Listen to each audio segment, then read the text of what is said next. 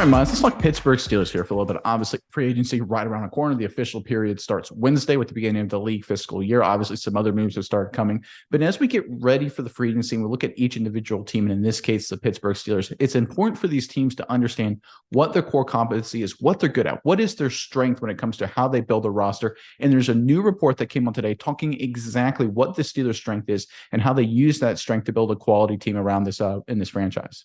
Yeah, Nick, another strength of the Steelers throughout history has been building around the defensive side of the ball. There's been a lot of great defensive players, specifically a lot of great Steelers linebackers throughout the year. So with today's story in mind, that's what we want to ask the Steelers fans in the comments below.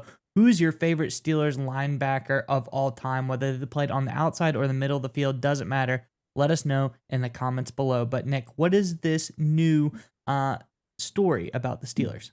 Yeah, before I get into the story, for me, it's got to be the late, great Kevin Green. Had a lot of time, part of the Blitzburgh era of this Pittsburgh Steelers in the 1990s, was a great pass rusher, kind of a 3-4 outside linebacker.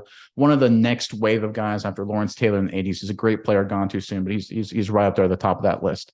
But back what I said at the beginning of the at the clip here, Mize, is that when it comes to building a successful team, you need to have a plan in place, right? You can always tell teams, when we talk about teams, like a good example is the Cleveland Browns, they just seem to be trying collecting talent, just go after guys. We're going to go analytics and go after draft picks, and never mind, we're going to go after everything after Deshaun Watson, right? They're all over the place. They don't have a clear plan and a clear strategy because they don't know what they're good at. The Pittsburgh Steelers have been always in contention for the better part of 60 years, it feels like, because they understand their core competency. They understand what that is, and to them, that it's their culture, and developing that from within and getting players to want to buy in and be a part of it. And there's an example report of this coming out today involving none other than Alex Highsmith, the rookie, or I'm sorry, not the rookie, the fourth year man, Pittsburgh Steelers edge rusher. So this is according to heavy.com, quoted here. Actually, I'm sorry, this is heavy.com reported it, but it was on a podcast that Highsmith said this about the Pittsburgh Steelers. Quote, "I love being here, being part of this team. This organization is amazing. Being part of the defense is amazing, and the fans are awesome. Mr. Rooney, Omar, Coach Tomlin, he's one of the best coaches I've had. It's just awesome being able to play for him. We'll see, God's got a plan with it all. I'll trust in him the whole way, but I do love it here, and I love the fans. Steeler Nation as a whole is great."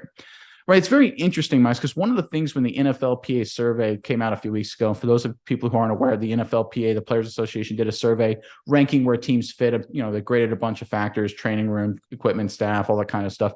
The Steelers didn't jump off the page. So there was some concern that, well, maybe the Steelers, maybe they don't have, maybe the players aren't buying in, maybe the infrastructure isn't great. If you listen to Highsmith here, he loves being part of Pittsburgh. He loves being part of the Steelers. And that's a theme we've noticed the past few years. And because of that, the Steelers have been able to add key players in free agency and retain some guys normally on the cheap. It reminds me almost of that Bill Belichick, Tom Brady era, where they bring in guys wanting to play quick deals, cheaper deals to try and win a ring. The Steelers, are not that Patriots level, obviously, but their ability to retain talent, a below market value, while also potentially bringing in guys, just shows to me that the strength of this team, their core competency, continues to be the culture led by Tomlin, Khan, and Rooney, and that strength allows them to contend year in and year out without having to make massive moves in free agency or in the trade market. And I think the Steelers going forward, I know a lot of Steelers fans, they may want to hope for a big move, a big trade here and there, but there's clearly a plan the Steelers are executing, and it's working well for them, Miles. Yeah, Nick. And the Steelers, when you think about the Steelers, going on what you're talking about how this front office is so good, you think consistency. They've had an unusually low amount of coaches throughout the last, 20, 30 years. It's crazy that they have such consistency. Yeah. But then you look at the team's been pretty consistent. They don't, they're not a team to go after a crazy amount of guys. And when you look at the people they do have, they're very consistent. Of course, Highsmith wants to stay with the Steelers. He had one of the best seasons of his career last year. He had 15 sacks, 5 forced fumbles. That's a big season for anybody. And he gets to play on the opposite side of TJ Watt, which probably helps your pass rush a little bit. Cam Hayward in the middle, another guy that can help your pass rush a little bit. So I think that this is a team, like you said, they know what they're doing. They know what the game plan is. And a guy like Highsmith, he definitely wants to fit into that game plan, and he does. He is the kind of player that they want in Pittsburgh. But, I think that they have to fall into the plan as well. And I think that's what Highsmith is trying to figure out is, am I willing to take the money that the Steelers are going to give me? It's probably going to be a fair amount of money. They remind me of interconference rival Baltimore Ravens. The whole Lamar Jackson situation, very different than this situation, but still they're known for offering fair compensation for players. And when you think of Pittsburgh, there really hasn't been too much negativity surrounding the front office or things like that. So I think it's going to be, he's going to get his due. And I think the Steelers team is going to be consistently good going forward because of the treatment of players like Highsmith, like all of these other guys across the defensive and offensive side of the ball. Miles, you hit the nail on the head when you use the word consistency, right? They treat everybody, it seems, the same, whether that's, tough, brutally honest business, like whatever, however they run that organization internally, they treat everybody the same and everybody consistently. And we see quality players, team players respond to that favorably. The people that don't respond to that favorably, aren't the team guys or the selfish guys, they're the Le'Veon Bells, right? I love Le'Veon Bell. He was more of a me guy. He wanted his money. It didn't work out for him, obviously. Juju Smith-Schuster, another great example, wanted big money, thought he could get it.